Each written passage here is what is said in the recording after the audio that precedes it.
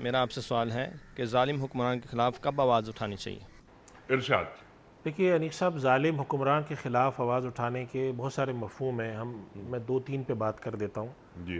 ज़ालिम हुक्मरान के ख़िलाफ़ आवाज़ उठाने का एक मतलब तो ये है कि आप उसके ख़िलाफ़ जिसे हम एजिटेशन कहते हैं, हंगामा करें और हुकूमत को उलटने की कोशिश करें।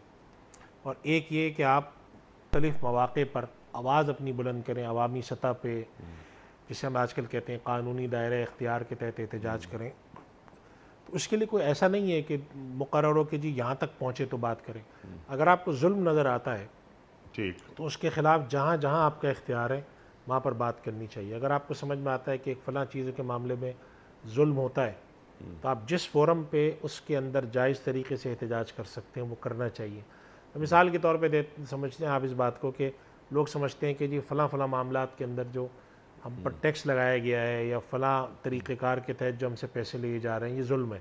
ठीक। तो आप उसका जायज़ तरीके से उसके ख़िलाफ़ आवाज़ उठाने का वो मफ़हूम। जायज़ तरीक़ा क्या है? अच्छा, जायज़ तरीक़ा ये कि कानून के दायरे में रहते हुए किसी किस्म के ऐसे नुकसान से बचते हुए, यानी हमारे यहाँ तो एहतजाज जैसे किया जाता है तो उसके अंदर हम समझते हैं कि हुकूमत पर असर जब पड़ेगा जब हम कोई तोड़ फोड़ करें, और उसके अलावा कोई तरीक़ेकार हमारे यहाँ नहीं। लेकिन दुनिया में जैसे इसके तरीक़े हड़ताल की जाती है, जैसे अब हड़ताल जो है वो कानूनन एक जायज़ तरीक़ा है जिसके ज़रिए हुकूमत पर एक दबाव पैदा किया जाता है और इस तरीके से हुकूमत को मजबूर किया जाता है कि आप अपने जुल्म से रोकें।